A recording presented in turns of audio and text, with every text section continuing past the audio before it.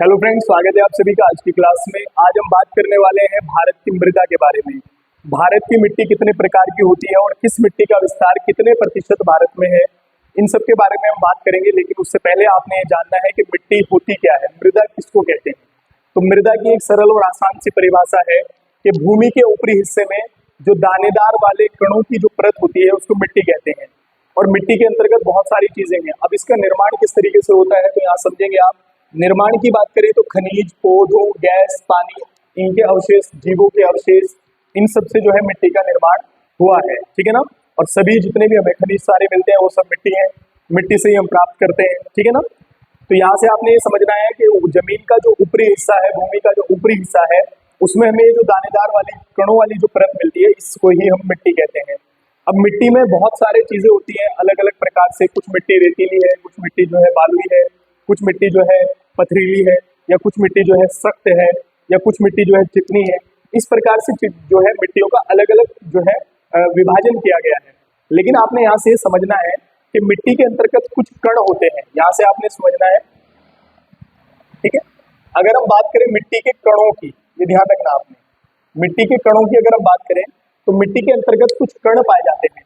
जैसे नंबर 1 पर अगर मैं बात करूं, नंबर 1 पर आपने याद रखना है मृत्तिका। क्या याद रखना है?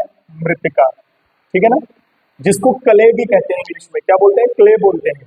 और एक बात और ध्यान रखना, ये मिट्टी का वो कण है जिसमें जल को सोखने की क्षमता सबसे ज्यादा होती है। तो मृत्तिका में जो है जल को सोखने की क्षमता सबसे ज्यादा होती है, ठीक है ना। तो ये मिट्टी का एक क्या है? मिट्टी का एक कण है, ठीक है। और एक बात और ध्यान रखना है, सबसे छोटा कण है, ठीक है। कैसा है? सबसे छोटा।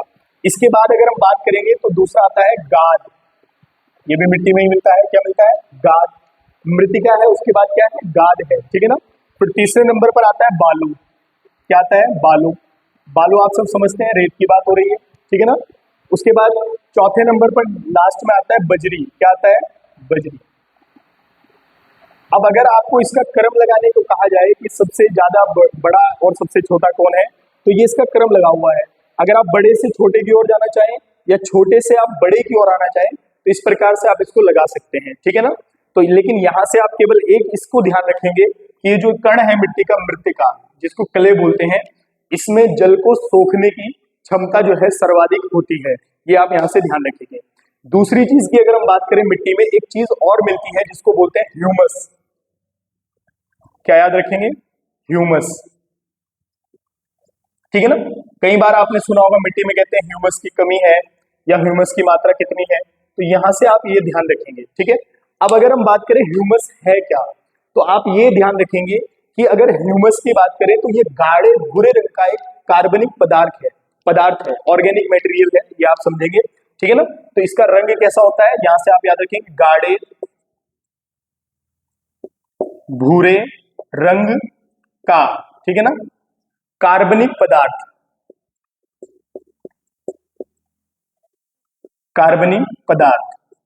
ठीक है ना। तो ये जो है गाढ़े भूरे रंग का एक क्या है? कार्बनिक पदार्थ है। कौन? ह्यूमस। अब ह्यूमस का निर्माण कैसे होता है, तो यहां से आप याद रखेंगे, पेड़ पौधों की पत्तियों से, जीवों के जो है अवशेषों के अपघटन से जो है इसका निर्माण होता है। और इसका कलर गाढ़े भूरे रंग का जो है, डार्क जो है भूरे रंग का ये होता है। अब इसका काम क्या है? केवल एक महत्वपूर्ण चीज आपने जो इससे याद रखनी है वो ये है कि ये जो है मिट्टी में नमी को बनाए रखता है। क्या रखता है? मृदा में नमी को बनाए रखता है। लिख भी देंगे, आप इसको नोट कर लेना। मृदा में नमी बनाए रखता है, ये आप यहां से ध्यान रखें, ठीक है ना। तो ह्यूमस का काम क्या है? वो मृदा में नमी को बनाए रखता है, क्योंकि इसका प्रयोग आगे होगा जब हम मिट्टियों का विस्तार करेंगे। आपको यहां से समझना होगा कि ह्यूमस क्या है। कई बार किसी मिट्टी में ह्यूमस की मात्रा मिलती है, किसी में ह्यूमस की मात्रा नहीं मिलती है, ठीक है ना। तो देखो ध्यान से, हमने बात की मिट्टी की बात करें तो भूमि का ऊपरी हिस्सा जिसमें दानेदार कणों वाली जो परत है उसको मिट्टी कहते हैं। इसका निर्माण जो है खनिजों, पौधों, गैस, पानी, जीवों के अवशेषों से जो है इसका निर्माण हुआ है। सब कुछ मिलता है इसमें। उसके बाद कण होते हैं मिट्टी के, मृत्तिका, गाद, बालू और बजरी, ठीक है ना। इस प्रकार से क्रम है। और उसके बाद ह्यूमस भी मिलता है मिट्टी में, जो क्या होता है मैंने आपको बता दिया है। अब दोस्तों हम अगली वीडियो में बात करने वाले हैं भारत में मिट्टी कितने प्रकार की पाई जाती है, भारतीय कृषि अनुसंधान परिषद ने भारतीय मिट्टी को, मृदा को कितने भागों में बांटा है और कौन कौन सी मिट्टी, क्या खासियत और विस्तार कहाँ कहाँ पर है। ठीक है ना, तो मिलते हैं नेक्स्ट वीडियो में, तब तक के लिए धन्यवाद।